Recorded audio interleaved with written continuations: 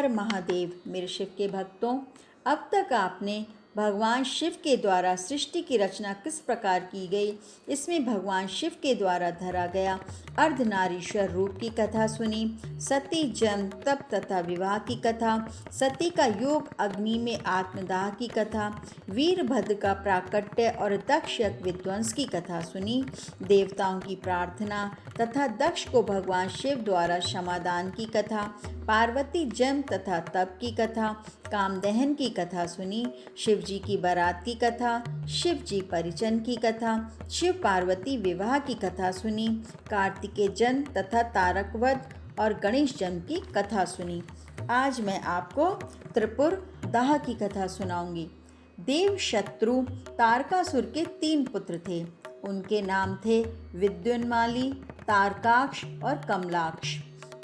शिव पुत्र कार्तिकेय ने जब तारकासुर को मार डाला, तब तारकासुर के पुत्र अत्यंत दुखी हुए। उन सबों ने संपूर्ण भोगों को त्याग दिया तथा मेरु पर्वत पर जाकर ब्रह्मा जी की प्रसन्नता के लिए वे कठोर तप करने लगे। हजारों वर्षों की उग्र तपस्या के पश्चात लोक पितामह ब्रह्मा प्रकट हो गए।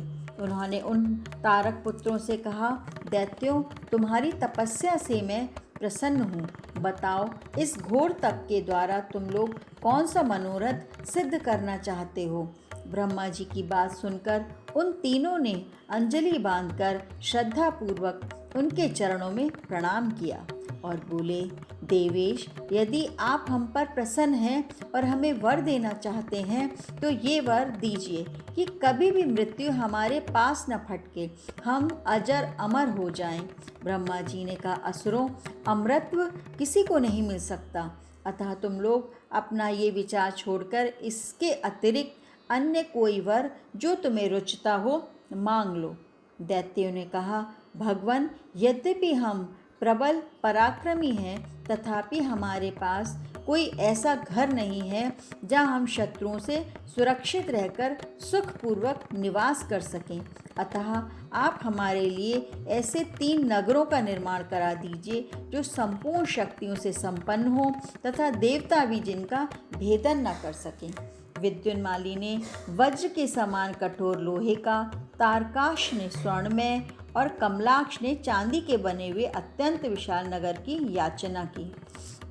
फिर उन्होंने कहा, ब्राह्मण, ये तीनों पुर मध्याह्न के समय अभिजीत मुहूर्त में चंद्रमा के पुष्य नक्षत्र पर स्थित होने पर एक स्थान पर मिला करें और आकाश में नीले बादलों पर स्थित होकर ये क्रमशः एक के ऊपर एक रहते हुए लोगों की दृष्टि से ओझल रहें। भगवान शंकर के अतिरिक्त इन नगरों का कोई भेदन न कर सके।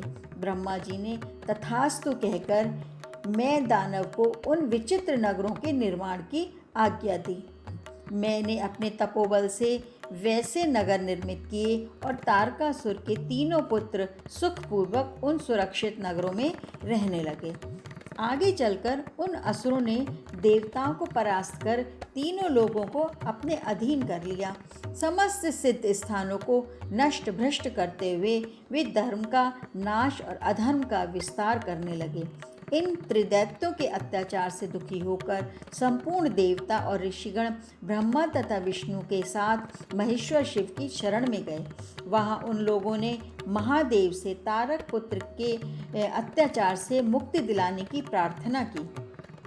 करुणा के सागर शिव ने देवों को आश्वस्त करते हुए विश्वकर्मा से एक सर्वदेवमय दिव्य रथ निर्मित कराया। ब्रह्मा जी ने उसमें वेद रूपी अश्वों को जोतकर उसे शिव जी को समर्पित किया। शिव जी का दिव्य धनुष और बाण उसमें रखा गया। वह रथ अनेक आश्चर्यों से युक्त था। स्वयं पितामह ब्रह्मा सारथी बने। उस अद्भुत रथ पर सवार होकर परमेश्वर शिव त्रिपुर के निकट गए। कालवश उस दिन तीनों पुर में एक सीध में आ गए थे। शिव जी ने अपने दिव्य धनुष पर पाशुपतास्त्र नामक वाण चढ़ाकर छोड़ दिया। उस समय अभिजीत मुहूर्त चल रहा था। देखते ही देखते त्रिपुर जलकर राख बन गया। देवता लोग भगवान महेश्वर की जय जयकार करने लगे। उस समय भी जो दैत्य शिव पूजा में तत्पर थे वे सब अगले जन्म में शिव गणों के अधिपति हुए। तो ये थी प्रभु भक्तों त्रिपुरदाह की कथा। कल मैं आपको भगवान विष्णु की शिवोपासना तथा चक्र प्राप्ति की कथा सुनाऊंगी। ओम नमः शिवाय।